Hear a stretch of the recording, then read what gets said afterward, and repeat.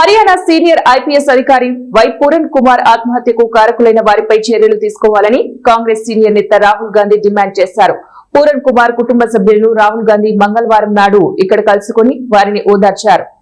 Pooran Kumar తన నివాసంలో తుపాకీతో కాల్చుకుని ఆత్మహత్య చేసుకున్న ఘటన తీవ్ర సంచలనమైంది.